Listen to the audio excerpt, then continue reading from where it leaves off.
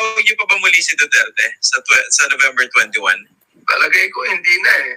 Naging best dramatic actor na siya eh. kaya sa akin, no, including the other Quadco members, I don't think that meron pa kaming dapat na itanong sa kanya unless otherwise talagang gusto namin siyang i-grill on some questions. Nakakahiya naman o nakakaawa naman sa ating Pangulo kasi medyo naawa din ako dahil talagang medyo matanda na siya at hindi na talaga mahina na siya. Nakakaawa naman na i-grill namin ng gusto ang dating Pangulo natin. Kahit na gusto. Palusot ka pa. Ha? Kunwari, naaawa siya. Ayaw na nilang i-grill. Talaga? O napahiya kayo? O dumami lalo yung basher nyo? Tandaan po nyo, bago umaten si Pangulong Duterte dyan sa Quacom, umaangal na yan si Abante, si Dan Fernandez, si Ace Barbers. Hindi po sila sanay. Kasi mga congressman sila, hindi po sila sa national position eh. Sino naman magbabas sa kanila? Wala po. Hindi sanay sa basher yung mga yan. Unlike nitong mga tatawagin nating yung mga senador, at least national yung level nila eh. Ngayon, before umatin si Pangulong Duterte, grabe na raw ang basher ng mga yan. Yon, Christian Esguerra. Grabe na yung basher ng mga yan. O pagkatapos po, nakahanap ka ng katwiran, nakahanap ng katwiran itong si paputol-putol ba? Ito na naman sila. Paki-message nga po kung paputol-putol. Tutuloy-tuloy ko lang. Nakahanap na naman ng katwiran itong si Abante na wag nang padaluhin. Imposible po, no? Imposible po. Sila walang katapusan nga kahit wala na kayong maitanong kala anong pangalan ng mga magaganda kay Mayor Alice Go. Naghahang po kayo. Si Cleope lang. Yes, putol-putol. Hindi naman ako. Dalawa, si Edo tsaka si Cleope. Okay.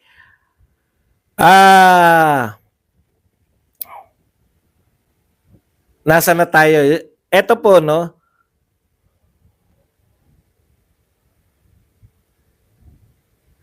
Tignan po nyo si Alice Go. At saka yung sino yan yung isang maganda, si Ong. Ilang beses po na si Alice Go at si Cassie Ong, yung si Cassie Ong. Ilang beses nyo pong inimbita dyan, halos wala naman kayong tinatanong kung gusto nyo lang patunayan kung in-check talaga. Gusto nyo patunayan si Cassie Ong kung siya ba yung mastermind. Alam na wala po talaga silang kinalaman, no? Ito po, apat kayong committee na nagsama-sama para imbestigahan sino? Si Pangulong Duterte. Bakit isang beses lang po?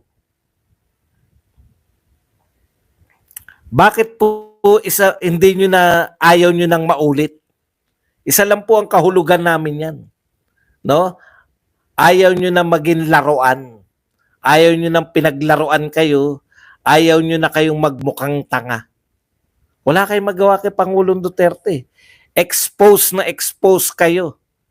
Hindi nyo kaya. Hindi nyo kaya si Pangulong Duterte. Yan ang katotohanan. No? Imposible. Imposible po yung sinasabi nyo na nakuha nyo na kagad lahat ng gusto nyong makuhang impormasyon. Ilang beses nyo ba sinalang dyan sila Mayor Alice Go, tsaka si Cassie Ong, tsaka yan si Garma? Mga ano lang po yan, mga minor player lang yan eh. Dahil ang tinutumbok nyo talaga si Duterte. Tapos isang kita nyo lang kay Duterte. Isang kita nyo lang kay Duterte. Ayaw nyo na agad. Tapos kunwari naaawa kayo. Saan kayo naaawa? Baka baliktad. Baka kayo naaawa sa sarili nyo. sa kahihiyang dinala ninyo sa sarili nyo nung inimbitahan nyo si Tatay Digong. Talaga naman eh. Nagmukha kayong tanga lahat. Opo, lahat kayo. Lahat kayo sa Quadcom. Hindi kayo nakaporma lahat. Oh, yan dapat nagtatapat ka, Abante. Ayaw na naming imbitahin siya sa Quadcom kasi nagmumukha kaming tanga. Lalong dumami ang bashers namin. Naawa kayo kay Tatay Digong? Naawa talaga kayo? Gigil na gigil pa nga kayong papirmahin ng waiver eh.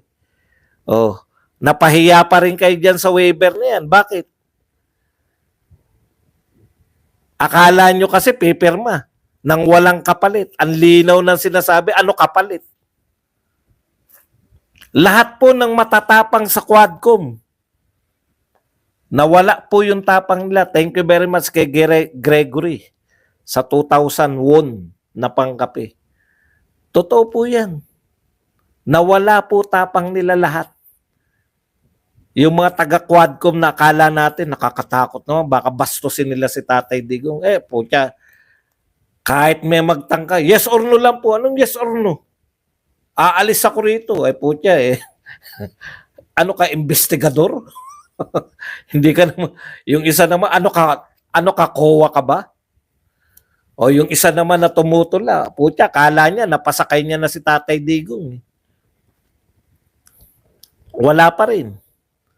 Asa na nga pala, Luistro, may demanda na ba kayo? Nagdemanda na ba kayo?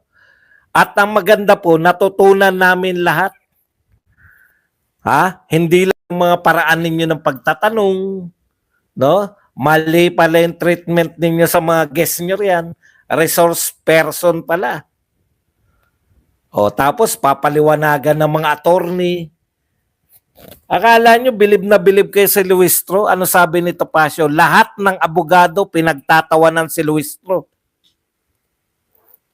It may appear. Ang sabi ni Topacio, mukhang matalino si Luistro sa sa mga bobo.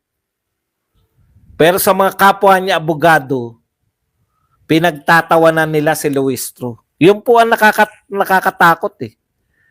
Yung peers mo. Parang ano po yan eh, yung mga magagaling mag-drawing. No? Akala natin, kasi palibasa hindi tayo marunong mag-drawing. Akala natin yung mga magagaling mag-drawing, putong galing nito mag-drawing. Di ba? Pero yung mga painter, yun ang nakakalam kung sino magaling. Kaya po pagdating po sa abogado, ang magsasabi po kung tunay kang magaling, yung mga kapwa niya abogado. So far, wala pa pong abogado na nagsabi na magaling si Luistro. Nakita niyo ba yung lahat na nagagalingan? Pare-parehong hindi abogado? Kasi ang magbabalidate ng kausayan mo, yung peers. Mga abogado yung mga yan. Ang magsasabi na magaling ka sa basketball, mga basketball player. Mga taga-PBA, NBA. Yan po ang katotohanan kay Luistro. Kaya niyang pabilibin ang mga taong, di ba? Parang halimbawa sa pagbablog, dahil hindi kayo mga vlogger, di ba? Bilib na bilib kayo pag may nagsasalita na magaling.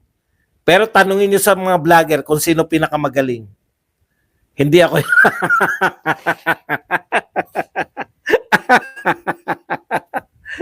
Tanungin niyo sa mga vlogger kung sino pinanonood ni Marcoleta. Si Badong. Si Badong lang, di ba? Bakit kaya? Ayan yun eh.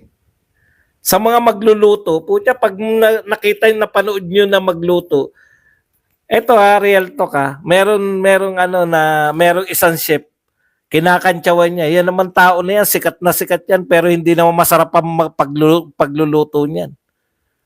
Chef yun. Alam nila kung sino yung mga magaling lang sa TikTok eh. Magaling lang sa YouTube. Pero sa totoong buhay, banban. Vlogger, kilala din namin kung sino.